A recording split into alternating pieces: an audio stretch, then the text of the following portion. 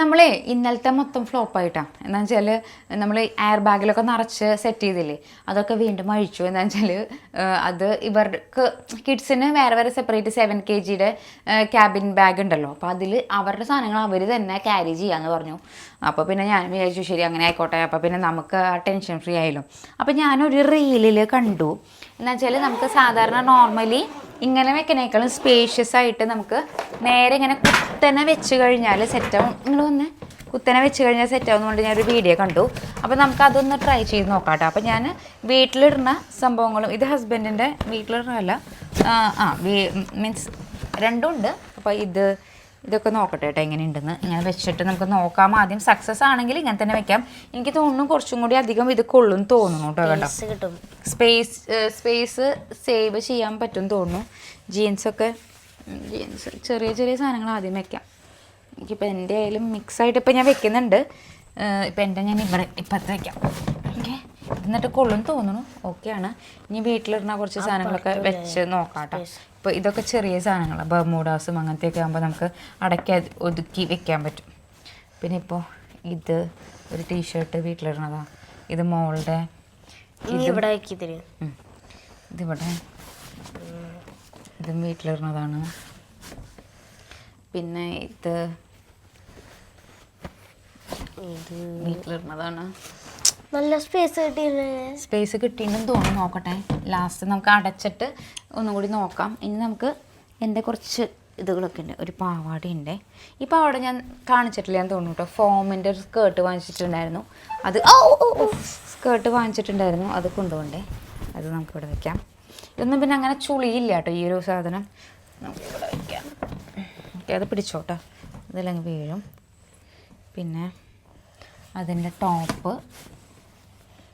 പിന്നെ ഒരു മിനിറ്റ്, എങ്ങനെ നോക്കട്ടെ വെയിറ്റ്.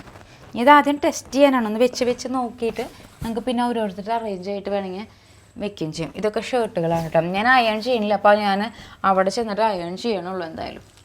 ഓക്കെ, ഇതെൻ്റെ ഒരു ഉടുപ്പ്. ഇതൊക്കെ എന്തായാലും നമ്മൾ അയൺ ചെയ്ത് വെച്ചാലും ചിലപ്പോൾ ചുളുങ്ങും. ഇതിപ്പോൾ അത്യാവശ്യം കൊണ്ടിട്ടുണ്ടെന്ന് തോന്നുന്നു കേട്ടോ. ഇനി നമുക്ക് മറ്റേ രീതിയിലൊന്ന് വെച്ച് നോക്കാം. എന്നാലാണ് സ്പേസ് സേവിങ് ആണോ അല്ലയോ എന്ന് നമുക്ക് അറിയാൻ പറ്റുക. ഓക്കെ, ഇത് വീട്ടിലുള്ള ഒരു ഡ്രസ്സ് കൂടി ഉണ്ട്. അതും കൂടി ഒന്ന് വെച്ചിട്ട് നമുക്ക് തിരിച്ച് വെച്ച് നോക്കാം. ഓക്കെ, അപ്പോൾ നമുക്ക് എടുക്കാനും ഈസിയാന്ന് തോന്നണം. ഒരു മിനിറ്റ്. ഇത് ഒരു ഡ്രസ്സും ഒരു പാവാടയും വെക്കാൻ തോന്നുന്നു. അത്യാവശ്യം നന്നായിട്ട് കൊള്ളുണ്ട് കേട്ടോ. നോക്കിയേ, ഇത്ര തന്നെ ഇതിൽ കൊണ്ടു. സെറ്റല്ലേ? ഇപ്പം ഇനി മറ്റേ കമ്പാർട്ട്മെന്റ് വെക്കാം. ഇനി ഒരു മിനിറ്റ് തിരിച്ച് വിട്ട് വെട്ടി പൊളിയാണോ? പക്ഷെ നോക്കിയേ, സെറ്റാണ്. ഇവിടെ കെടുത്തിയിട്ടായാലും ഇങ്ങനെ വെച്ചാൽ മതി. നമ്മൾ വെറുതെ നിർത്തിയിട്ട് വെച്ചു. ഓക്കെ, അപ്പോൾ സെറ്റാണോ? അടിപൊളി. ഇതെന്തായാലും സക്സസ് ആയിട്ട് കേട്ടോ. ഓക്കെ, അപ്പോൾ നമുക്ക് ഈസി ആയിട്ട് എനിക്ക് തോന്നുന്നു ഇങ്ങനെ ആയിരിക്കും ചിലപ്പോൾ പാക്ക് ചെയ്യേണ്ടത്. നമുക്ക് അറിയാണ്ടായിരിക്കും നമ്മൾ മറ്റോണൊക്കെ പാക്ക് ചെയ്ത് വെച്ചിരിക്കുന്നത് കേട്ടോ. ഇങ്ങനെ വെച്ചാൽ ഡ്രസ്സുകളൊക്കെ ഈസി ആയിട്ട് എടുക്കുകയും ചെയ്യാം. സൂപ്പറാണ്, അടിപൊളിയാണ്. ഇനിയിപ്പോൾ ഇന്നേഴ്സും കാര്യങ്ങളൊക്കെ നമുക്ക് മറ്റേ ക്യാബിൻ ബാഗിൽ വെക്കാൻ പറ്റും.